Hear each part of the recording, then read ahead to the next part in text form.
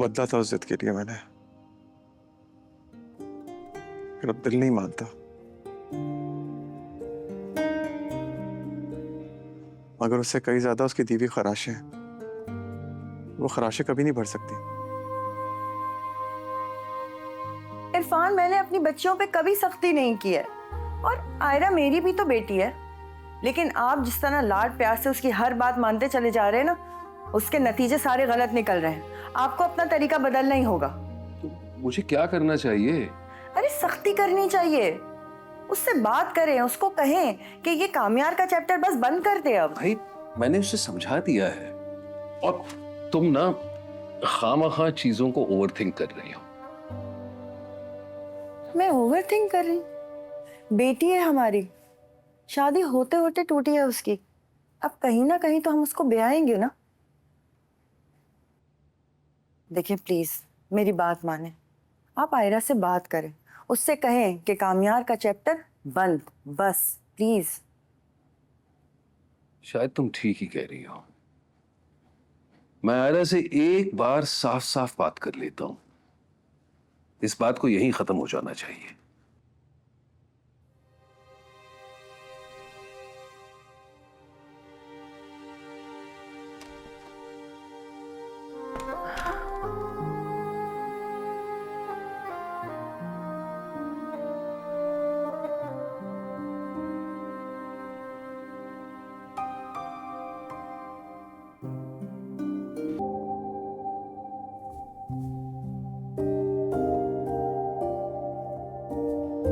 Thank you.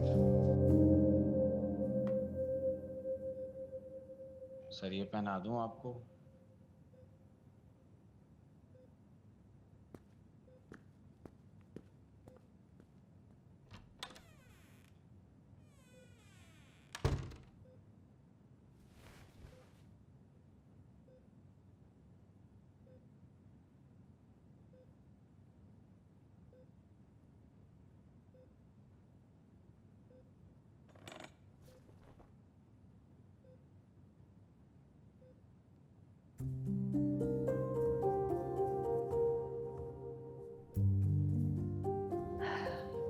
खुद को इतना सख्त दिल मत कर।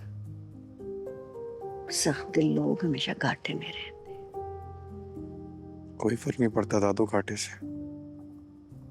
पड़ता है बेटा, इसीलिए कह रही हूँ कि जिद मत कर, जिंदगी आसान कर ले अपने लिए।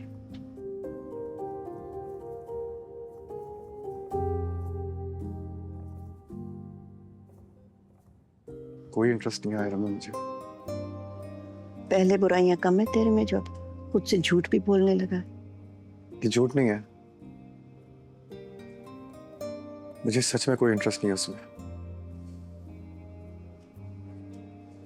तुझे पता है, जिंदगी का सबसे मुश्किल रास्ता किसी के दिल तक पहुंचने का रास्ता होता है।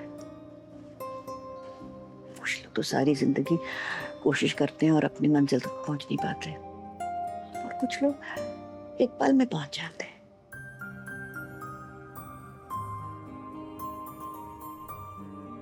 तेरे दिल में सिर्फ आयरा रहती है। खुद से मत लड़। और उसने जो मेरे साथ किया है, क्या करूं, बोल जाऊं उसे? तो याद करने से भी तो सिर्फ तकलीफ होती है ना। बेहतर है कि भूल जा। जिद से क्या फायदा। जिद नहीं है दादू, जिद तब थी जब उसको पाना था। को बदला था उस जिद के लिए मैंने, फिर अब दिल नहीं मानता। मगर उससे कई ज्यादा उसकी दीवी खराशें हैं, वो खराशें कभी नहीं भर सकती। भर सकते हैं बेटा, बस वक्त लगता है। तेरी खराशें भी भर जाएंगी। नहीं दादू, अब नहीं।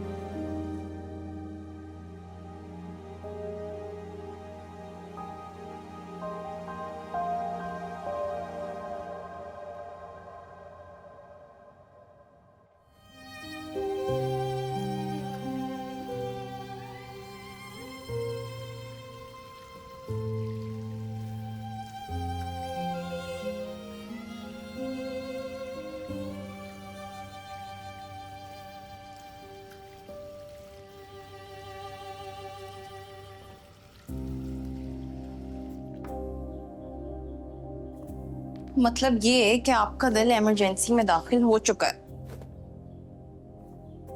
समझ ही नहीं आ रही यार। तुमने अगर एक भी कदम कामयार की तरफ बढ़ाया तो अंकल तुम पे सख्ती करेंगे। और लेट्स सपोज अगर तुम्हारी कामयार से बात बन भी जाती है तो तुम्हारी फैमिली तुम्हें डिसोन कर देगी। तो तुम्हें फौरन पीछे हट जाना चाहिए। हटना चाहती हूँ पीछे, लेकिन चाह के भी कर नहीं पा रही हो। यही तो समझ नहीं आ रही मुझे।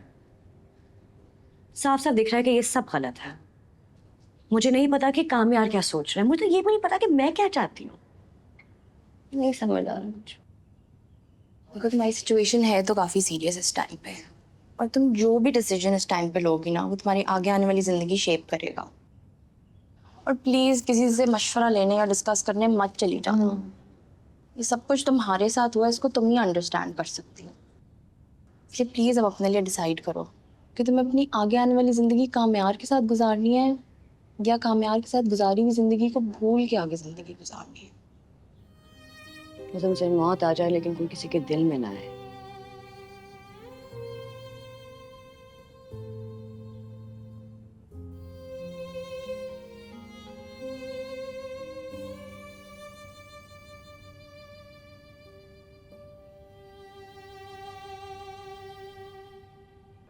आप बिल्कुल टेंशन ना लें, रिपोर्ट्स बिल्कुल ठीक आई हैं। एक आध दिन में डिस्चार्ज कर देंगे।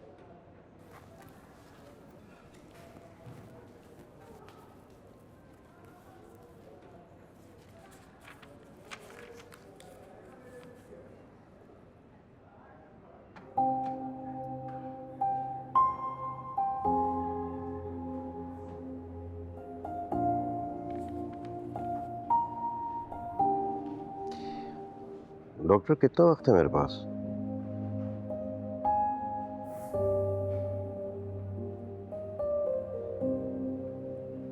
नहीं, आप टेंशन नहीं लें, आप बहुत जिएंगे।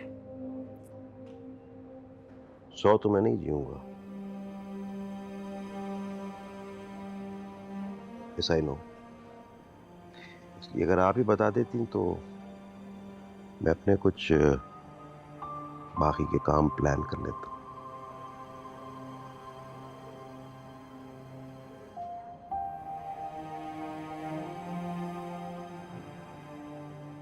सात आठ दिन तो मरने की फॉर्मेलिटी में लग जाएंगे। मतलब एक दिन मैं निढाल होकर गिर पड़ूंगा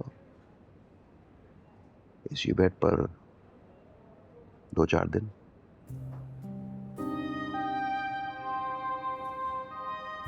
फिर आईसीयू एक दिन और फिर वेंटिलेटर। हो गया ना पूरा वीक।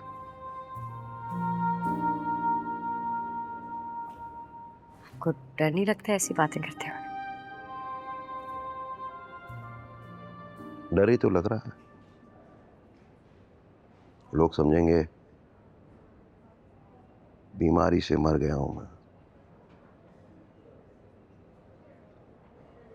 सिर्फ मुझे पता है किसी को दुख देने के दुख से मरा हूं।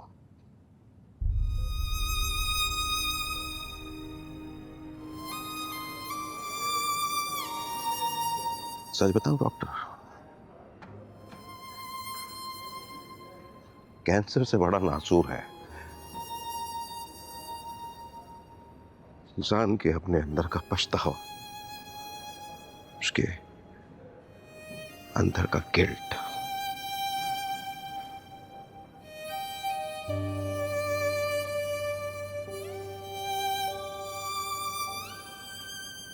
बस आप मुझे इतनी देर के लिए बचा के रखिएगा जब तक मैं अपनी गलती का कफारा अदा न कर दूं।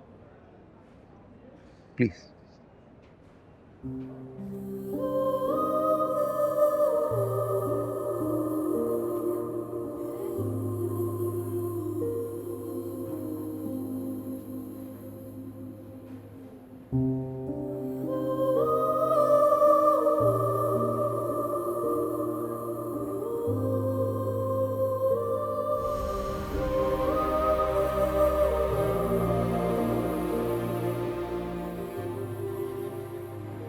कैंसर से बड़ा नाजुक है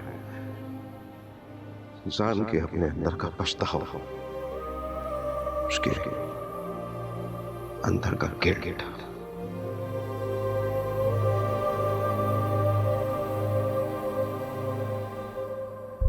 कैसी दिल लगी है तू,